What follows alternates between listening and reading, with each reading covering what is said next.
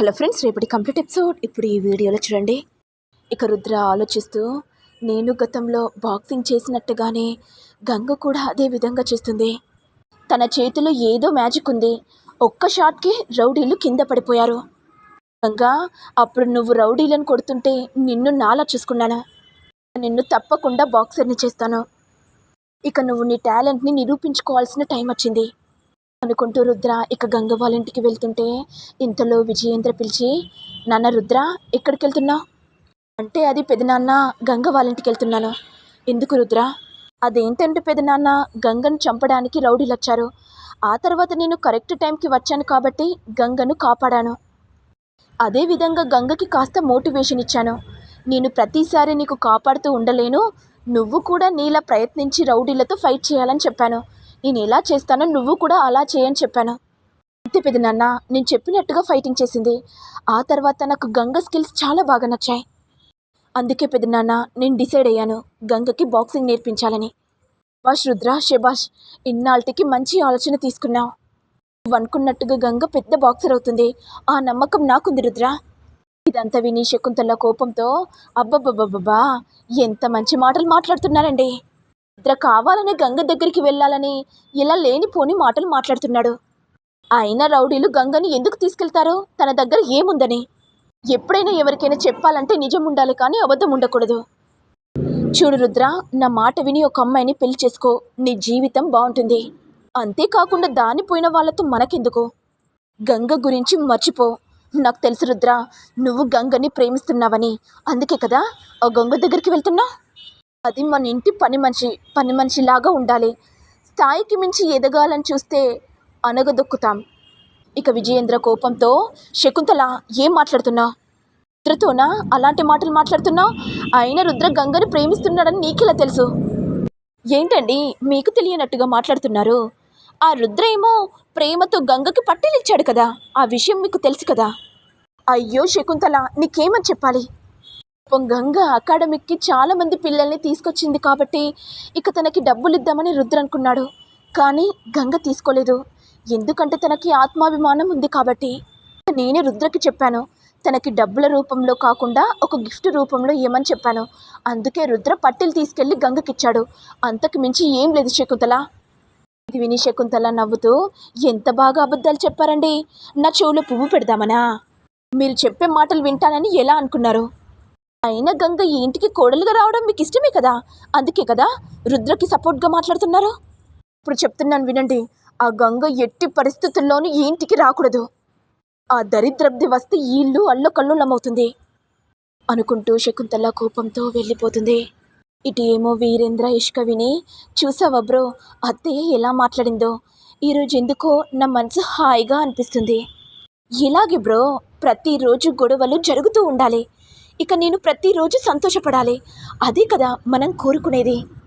అవును ఇషిక, భలే ప్లాన్ వేసావు. ఇక గంగ ఇంటికి కోడలుగా రావడం తథ్యం.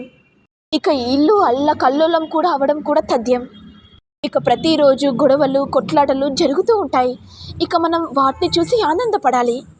అవును బ్రో, ఇక మనకు ప్రతిరోజు పండుగే కదా. గంగా, నాతోనే పెట్టుకున్నావు కదా. ఇక నీకు ప్రతిరోజు టార్చరేనే. ప్రతిరోజు చావు బ్రతుకుల మధ్య ఉంటావే, అల్లకల్లోలం సృష్టిస్తాను. ఇక నువ్వు ఏం చేయలేక నా కాళ్ళ దగ్గరకు వచ్చి ప్రాధేయపడతావు అనుకుంటూ వీరేంద్ర నవ్వుతాడు. ఇటు ఏమో రుద్ర ఇక గంగ గురించి ఆలోచిస్తూ, నువ్వు రౌడీలతో ఫైట్ చేసావు చూడు, ఆ పంచ్ పవర్ నాకు బాగా నచ్చింది. ఇక నిన్ను పెద్ద బాక్సింగ్ ఛాంపియన్షిప్ చేస్తాను. ఇక నిన్ను వదిలిపెట్టను ఆలోచిస్తూ రుద్ర గంగ దగ్గరకు వచ్చి, చూడు గంగా, నేను చెప్పినట్టు చేస్తే నీ కష్టాలు బాధలు అన్నీ తీరిపోతాయి. ఎలా సార్? ఏ విధంగా సార్? అంటే నువ్వు పెద్ద బాక్సర్ కావాలి. నువ్వు రౌడీలతో ఫైట్ చేస్తున్నప్పుడు నీ పంచ్ పవర్ని చూశాను. ఇక నువ్వు బాక్సర్ అయ్యే స్పాట్ ఉంది. నేను ట్రైన్ చేస్తాను. నెంబర్ 1 బాక్సర్ని నేను చేస్తాను. బాక్సింగ్ నేర్చుకొని ఛాంపియన్షిప్ అవుతానని నాకు మాట ఇవ్వు గంగా. ఇది విని గంగ ఆలోచిస్తూ, ఇప్పుడు మా అమ్మ బాగా క్షేమం నాకు కావాలి. మా అమ్మ ఆరోగ్యంగా ఉండడం కోసం నేను ఏదైనా చేస్తాను. ఇక మా అప్పులన్నీ తీరాలంటే బాక్సింగ్ తప్పకుండా నేర్చుకుంటాను.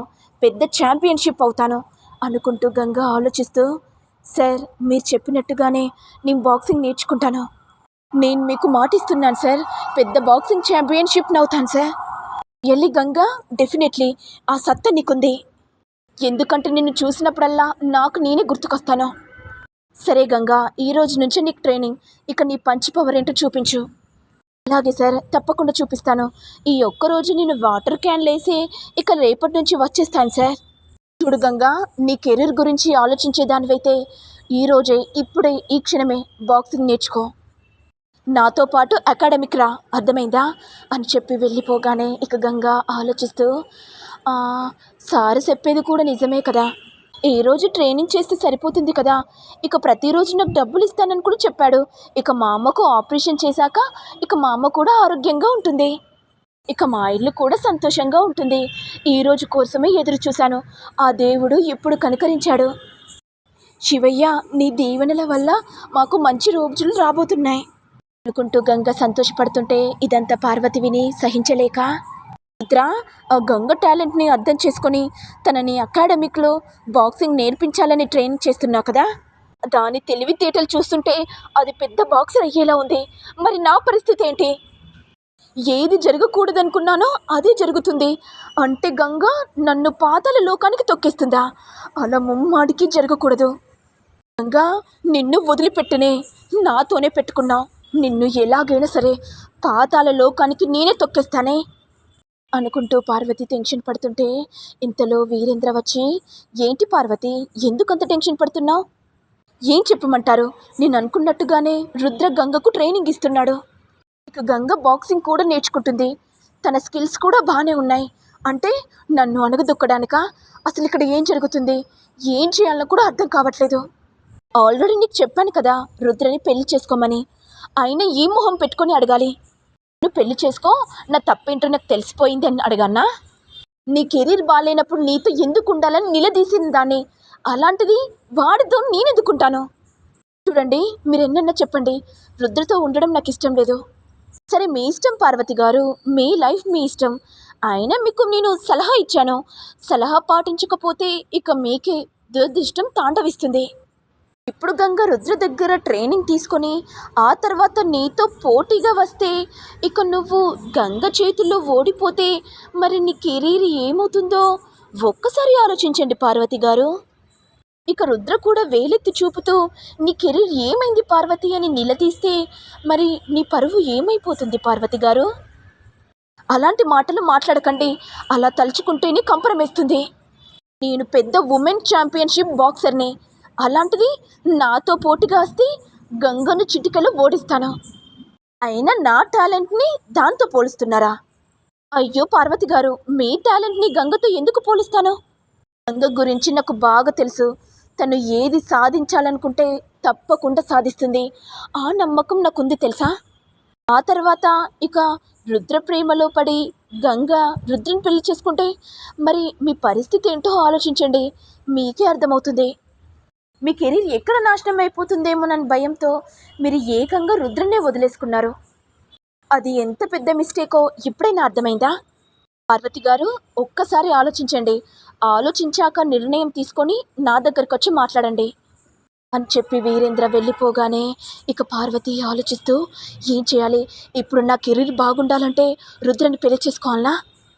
ఒకవేళ నా మనసు చంపుకొని రుద్ర దగ్గరికి వెళ్ళి, రుద్ర, నువ్వంటే నాకు చాలా ఇష్టం, నిన్ను పెళ్లి చేసుకోవాలనుకుంటానంటే మరి రుద్ర ఏ సమాధానం ఇస్తాడు?